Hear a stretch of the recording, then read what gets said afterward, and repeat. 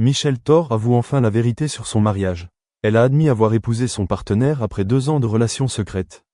Cela a rendu tout le monde très heureux. Après de nombreuses années passées seule et à garder sa vie privée secrète, Michel Thor, la voix d'or de l'industrie musicale française, a surpris ses fans en révélant qu'elle venait d'épouser officiellement son partenaire proche après 2 ans d'amour silencieux. Cette nouvelle a non seulement provoqué un tollé dans les médias, mais a également déclenché une vague de bonheur chez ses fans, le public qui l'accompagne depuis plus d'un demi-siècle dans sa carrière musicale et sa vie. À plus de 70 ans, alors que beaucoup ont choisi la paix, vivant avec les souvenirs et le passé, Michel a choisi d'avancer, ouvrant son cœur à l'amour. Ce mariage n'a pas été célébré de manière grandiose, sans médias ni scène, juste une cérémonie chaleureuse avec la présence de quelques proches, des mises de longue date et les yeux heureux de 2 personnes qui ont traversé de nombreux hauts et bas pour enfin se trouver. Je ne pensais pas que je me remarierais un jour, a-t-elle déclaré dans une interview émouvante. Mais l'amour est venu doucement, patiemment et chaleureusement. Nous nous réunissons non pas pour combler un vide, mais pour continuer le voyage ensemble, main dans la main.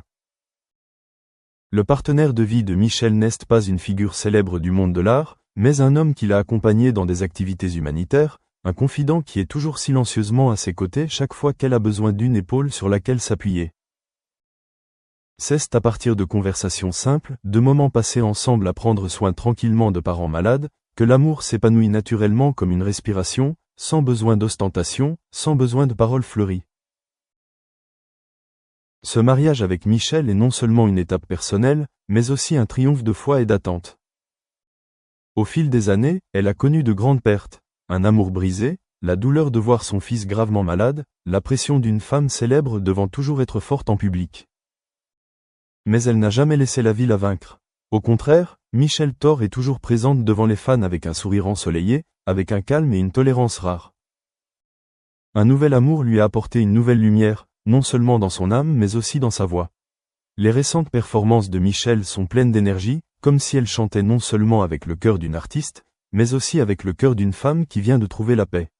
Le public peut ressentir ce changement, aucune explication n'est nécessaire, car sa musique est le récit le plus honnête. Sa famille, et en particulier son fils, a partagé ses émotions et exprimé son soutien. Il pensait qu'elle méritait d'être aimée, soignée et de ne plus souffrir de solitude. Ma mère est une femme forte, elle a beaucoup sacrifié pour sa famille et sa carrière.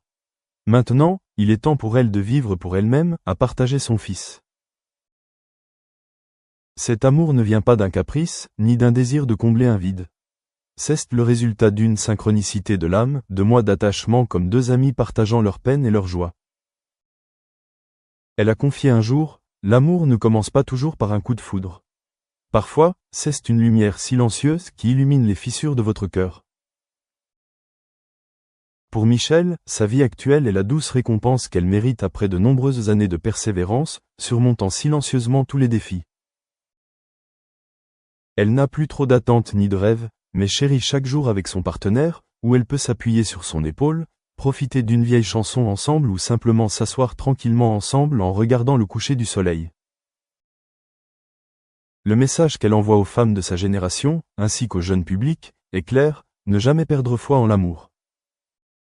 Parce que peu importe à quel point la vie est dure, il y a toujours quelqu'un quelque part qui attend que nous ouvrions notre cœur. Aimer tard ne signifie pas aimer moins, aimer à un âge avancé est encore plus précieux. Car à ce moment-là, on aime non pas parce qu'on veut être aimé en retour, mais parce qu'on perçoit chez l'autre la paix que l'on a recherchée toute sa vie. L'histoire de Michel Thor est un témoignage de la beauté de la maturité, de l'amour rempli sans mots. Elle n'a pas besoin des acclamations ni d'un tapis rouge éblouissant, juste d'un regard compréhensif, d'une main serrée, c'est suffisant.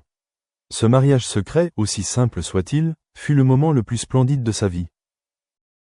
Et désormais, Michel Thor n'est pas seulement une icône de la musique française, mais aussi un symbole de la croyance éternelle au bonheur. Une preuve vivante que peu importe l'âge, le véritable amour peut encore fleurir et apporter avec lui le plus beau parfum de la vie. Avec son nouveau partenaire, Michel Thor a non seulement trouvé l'amour, mais aussi une partie d'elle-même, la partie douce et romantique qui avait été enterrée par l'agitation de la vie et les défis difficiles. Aux yeux du public, elle a toujours été une femme forte, courageuse et au sourire doux. Mais derrière les projecteurs, elle était aussi une femme qui a dû lutter seule, portant dans son cœur de nombreuses douleurs indicibles. Au cours des dernières années, Michel a connu des hauts et des bas dans ses relations amoureuses, de grandes pertes dans sa vie familiale, et surtout des inquiétudes constantes concernant la santé de son fils, Romain. Élever un enfant seul l'a non seulement rendue indépendante, mais a également rendu son cœur réservé avec amour. « J'ai l'habitude d'être seule », a-t-elle admis un jour. « Je ne pense pas pouvoir retomber amoureuse à mon âge. Mais l'amour ne frappe jamais à la porte sans prévenir. » Ce mariage est donc porteur de plus d'émotions que tous les précédents. Il ne s'agit pas seulement d'un lien entre deux personnes, mais aussi d'une guérison des blessures. In higher education institutes. So we can cater for these needs online because first it's time consuming because online is very specific. So this is how I see it from my perspective. Thank you. I think that the trends that Samar outlined kind of split into quality issues, which I think you've addressed there, Mehdi, and then the employment problems, so young people being disproportionately affected by high unemployment.